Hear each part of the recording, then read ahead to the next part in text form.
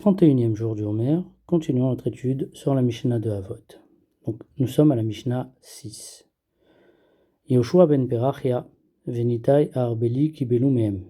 Yoshua ben Perachia et Nitai Arbeli sont le troisième Zoug, binôme, que nous allons rencontrer dans la Mishnah de Avot. Il faut savoir que tous les points qui se retrouvent dans la Mishnah en même temps ne sont pas là par hasard. C'est-à-dire que Yoshua ben Perachia, par exemple, ne va pas mettre ces trois idées de la Mishnah parce qu'il a trouvé ces trois idées sympathiques. Non, c'est qu'il y a un lien soit avec sa vie, soit entre eux. Donc nous avons ici une memra, un énoncé qui est assez connu et assez mal connu. Assez lecha rav, fais-toi un rav. Ou kne lecha chaver, achète-toi un ami. Vehevedan et kol adam lekavzechut, et juge toute personne du bon côté. Les questions sont innombrables.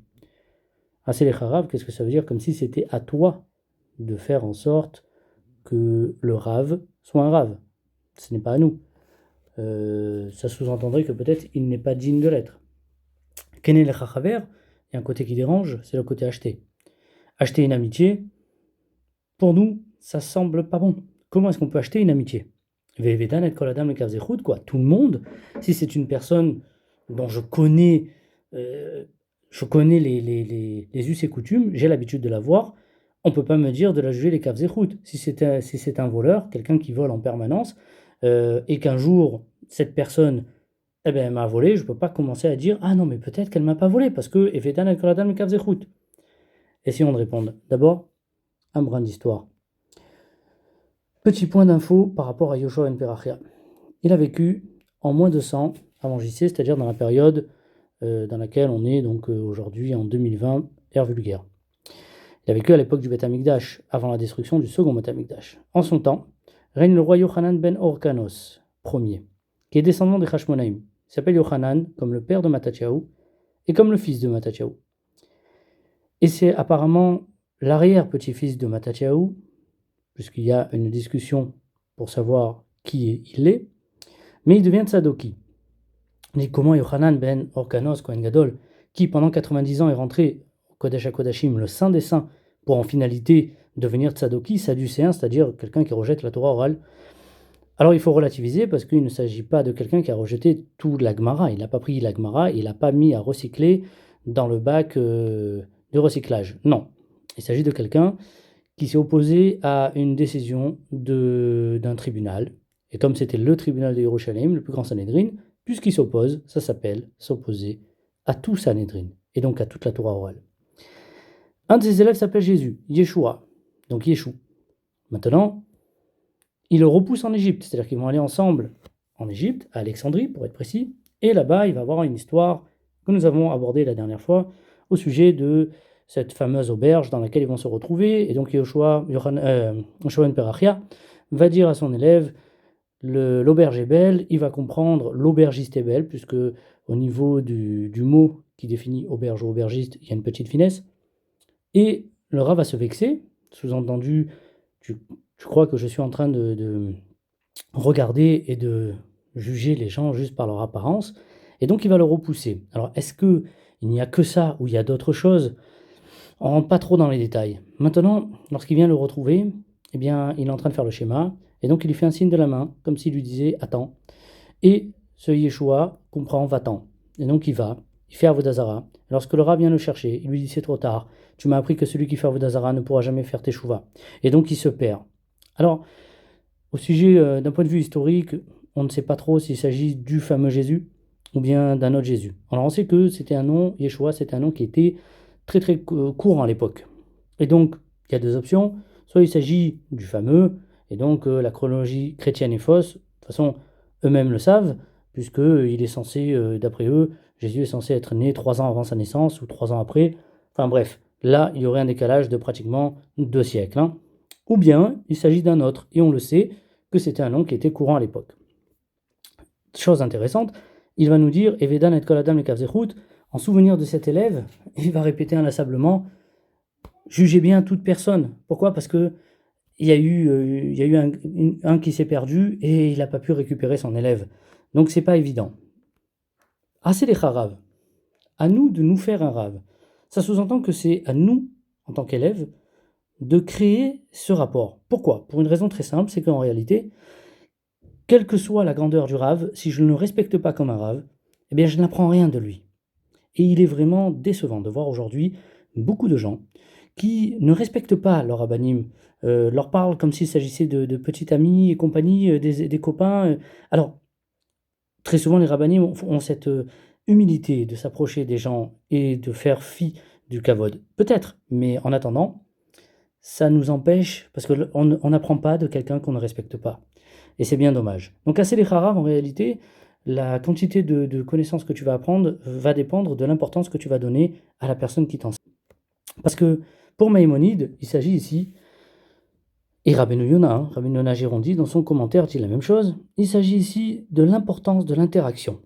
C'est-à-dire que si j'étudie sans interaction, c'est très très dur de s'en rappeler. Alors que lorsque j'ai quelqu'un en face qui peut me remettre en question ou bien discuter avec moi, eh bien automatiquement, je vais retenir bien plus rapidement. Dans le Barthénoura, qui est un rave italien qui a vécu en 1445-1500, il dit Assez les harav, chez Kabelo Rav Echad chez Menu Tamid, c'est-à-dire qu'il faudra avoir un rave qui te sert de référence. Et pas apprendre Velo il modayom echad ou le machar min acher, et pas apprendre un jour d'un rave et un jour d'un autre. Même que dans la Gemara de Avodah Zarah, page 19, ils nous disent Alomet Torah mi Rav Echad, enu roe siman bracha. Celui qui apprend la Torah que d'un seul rave ne verra pas de siman de bracha. Effectivement, on parlait d'autre chose là-bas. En quel cas Kvar pirshu v'amru hanimile bisvara. Dans quel cas nous parlons de la svara, c'est-à-dire pour apprendre à réfléchir, il faut un maximum d'idées différentes. Et donc, plus tu auras d'interlocuteurs et plus tu auras de rabbinim, mieux c'est, ton esprit va s'ouvrir. Chez Tov lo lishmoa svara tarabim, c'est important d'écouter des points de vue différents. Avalenian gmara, mais pour apprendre, c'est-à-dire pour retenir un mode de vie cohérent, Mechad, Rav, Mahalé, il faut un seul Rav. Kiri de l'olivgom l'échané. Pourquoi? Parce que d'abord, pour pas faire honte à la personne à côté, et très souvent, je peux avoir, enfin ça arrive, de recevoir des messages dont on sait pertinemment qu'ils ont été envoyés à 4 ou 5 rabbinim différents. Et lorsque la personne va nous dire « Ah, mais lui m'a dit ceci, lui m'a dit cela », ben ça dépend. Des rabbinim à qui vous avez demandé la halakha stricte peuvent vous sortir le Shulchan Arour, des rabbinim qui connaissent votre situation peuvent vous expliquer s'il y a moyen d'arranger dans certains cas, et il y a également une espèce de cohérence pour des rabbinim qui vous suivent. Si vous voulez être cohérent, vous devez avoir un seul rav au niveau de la halakha. Si vous voulez être intelligent, vous devez avoir une multitude de rav, de rabbanim au sujet de l'apprentissage. Shmuel dit aux Zida, dans Midrash Shmuel, propose une explication extraordinaire. Fais de toi un rav. Ve'amar aselecha rav. Il a dit, fais-toi rav, sheyeh toreach b'davarze, ve'yisovev meir leir, ki Shmuel hanavi, lelamed et bnei Yehuda kashet, milchamta shel Torah.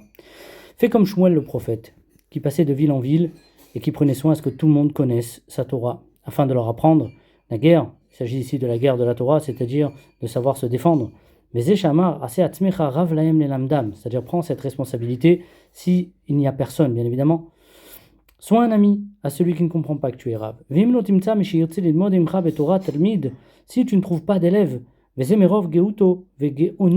parce que certains se trouvent très très très très forts. Donc, on le sait, le Maharal de Prague explique que plus on est intelligent, plus on a l'impression qu'il nous manque beaucoup de choses à apprendre. Et plus on est bête, plus on est rempli.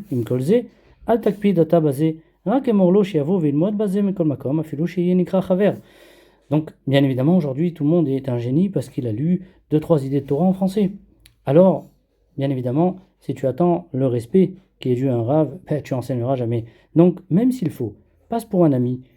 Et grâce à ça, tu vas pouvoir lui enseigner et tu gagneras en plus le fameux côté d'interactif que le Rambam a demandé.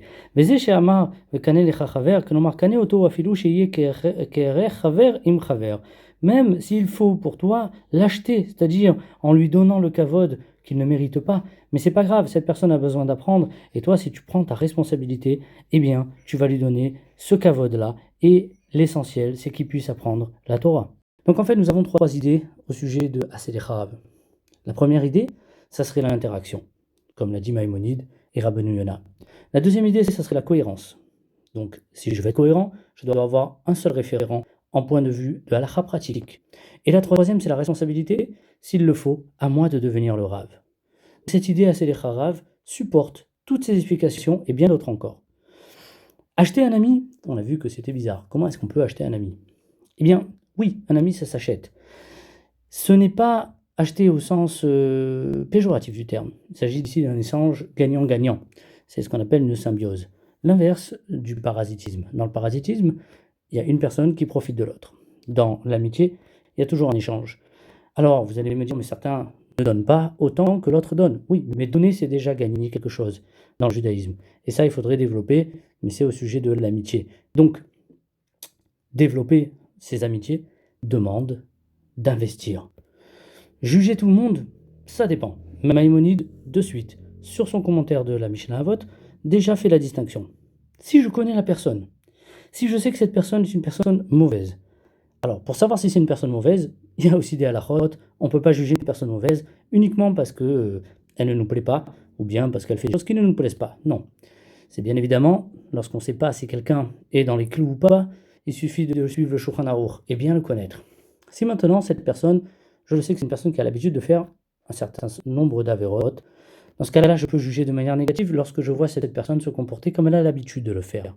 S'il s'agit d'une personne positive, c'est-à-dire quelqu'un qui fait toujours des choses positives, même si en apparence il s'agit d'une avéra, eh bien je dois de juger de manière positivement. Dans le cas où je ne connais pas la personne, eh bien dans ce cas, je me devrai de juger toujours positivement. Voilà, à bientôt